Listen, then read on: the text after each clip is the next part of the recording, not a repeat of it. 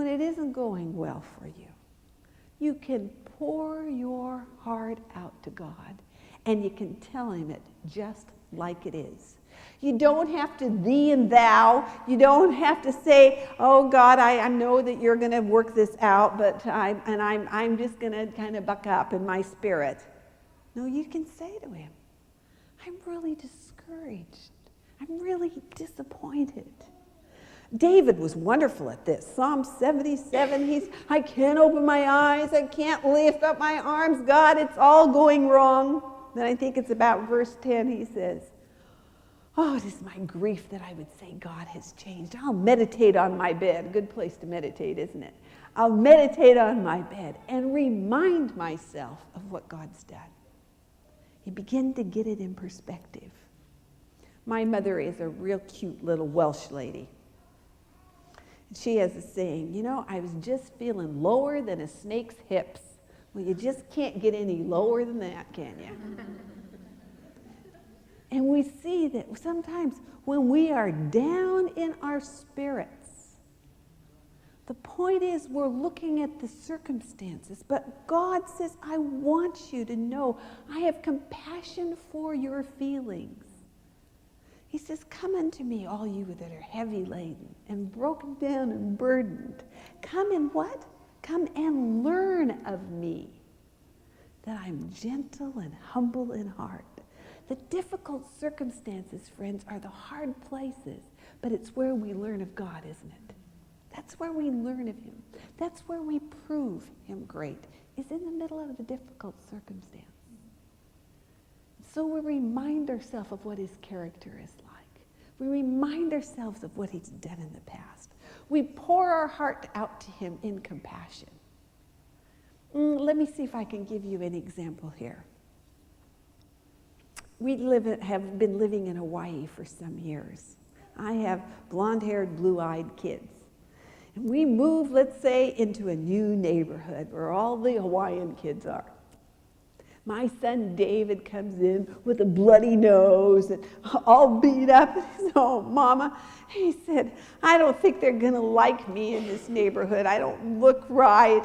And it's just tough. I don't think they're going to like me. And I put my arms around my son. And I said, oh, David, I know it's tough. I miss my friends too. But we know God sent us here. And so I give compassion to him and love to him.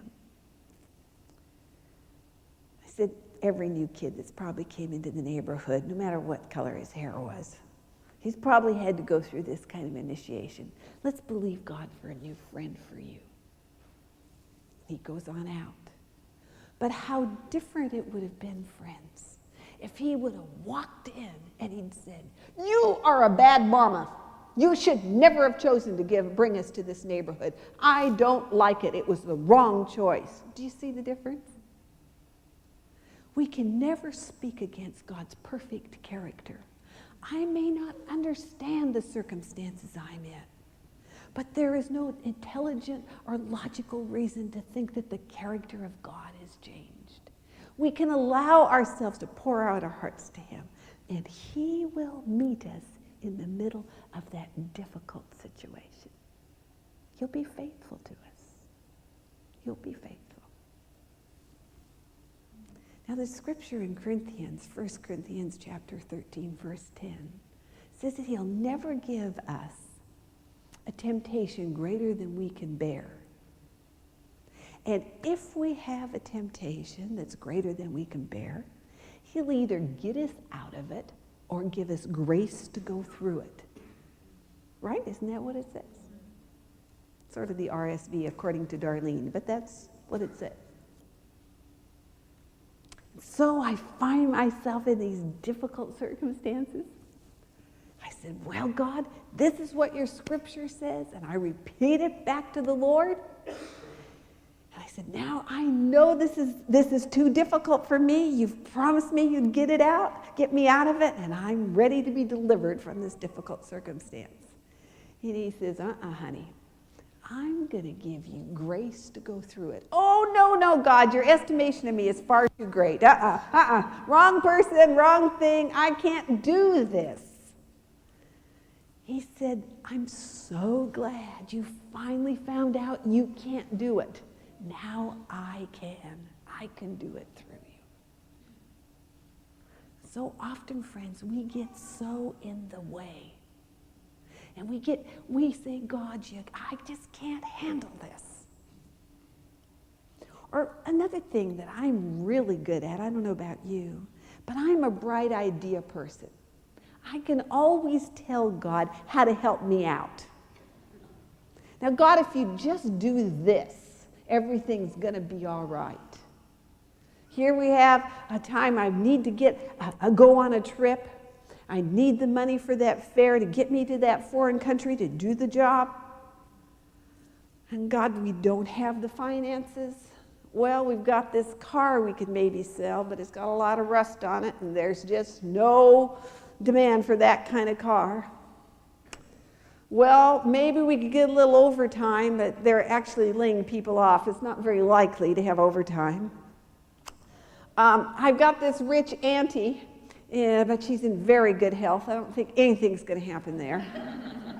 Well, God, there's no way I can go on that trip. Absolutely none. As if God is limited to my 3 suggestions. And we forget the God of the Bible. Now, true stories, right? We're all in agreement. We believe the Bible, right? Okay. If you just would study the battles alone, just the wars in here. Here you are, the general. You recognize the enemies there. You're a fine general with a good mind, well trained, and you send your spies out. And there are 5 times more enemy than there is of you. They have weapons that you don't have. It's obvious you're probably not going to win this war. And then the living God says, well, now I want you to build trenches. And so I can just see the soldiers. Here they are. They're building the trenches, and the soldiers are talking to one another and saying, oh, my goodness, he's taking and digging our graves before we even get started in the battle. It's obvious we're not going to win. You know the Bible story, don't you? How they put water in those trenches, and the Father allowed the sun to shine on it in such a way that the enemy thought it was blood, and that there had already been a slaughter. And they ran away, and they were able to get all of that spoil without ever even going into battle. Now, is that any kind of logical way to win a war? But he said he'll give us grace to go through the difficult circumstance. Auntie Corrie ten Boom was a wonderful personal friend to us. Maybe you're familiar with her book, The Hiding Place, or you saw the movie, The Hiding Place. She believed in our mission when there wasn't anything to believe in. She would have Weimammers sleeping on her floor when she was in Holland, and just such a great encouragement to us. But you'll remember a scene from the movie or from the book. And if you're not familiar with this story, it's the story of a Dutch family who, during the time of the Holocaust, took Jewish people in and hid them into their house. The neighbors reported them, and some of the family was already in concentration camp. Corrie, who was an adult at this time, said to her father, "Papa, I don't know if I can do it. I don't know if I can handle this." He said to her, "Corrie," he was a watchmaker, he says, "Corrie, when we go to Amsterdam each week to get the parts for the watches, when do we buy the ticket?"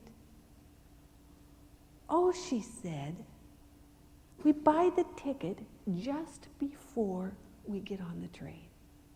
He said to her, "That's the way God's grace is. You get the grace ticket just before you go into the situation." I don't know if you've ever traveled very much, but if you have, you know that just before you go on a trip, the night before, you're getting everything laid out, your suitcase is packed and that, and just before you go to bed, you check on your ticket and your passport. Now, it hasn't gone anywhere. It's been in your room the whole time, but you just want to be sure. In the morning, you get up, you brush your teeth, you're getting ready to go. You look over there, make sure your passport and your ticket's still there. I mean, nobody's been in your bedroom, but you just want to be sure. You get in the car, you're sitting in the car, you're just ready to get out at the airport. You look at your documents again, don't you? Because you know you're not going anywhere unless you have all of those. You can have all your suitcases packed, you can have everything else, but without those documents, without that ticket. And you know, we want our grace tickets to be that way. We want to be able to look at them. We want to say, if I get sick, God's grace is going to be enough. If I lose my job, God's grace is going to be enough. If I get into this difficulty, God's grace is going to be enough. And we want to look at them, we want to feel them, and we want to be sure that it's all going to happen. But it doesn't work like that. This is different than that. We know about his character. We know about his word. But grace is like manna. You pick it up new every morning. New every morning. He says in his word that he'll be a light unto our footpath. Now, if I'm out going in a difficult situation, I don't put my torch down there. I don't put my flashlight that direction. I put it right here at my feet.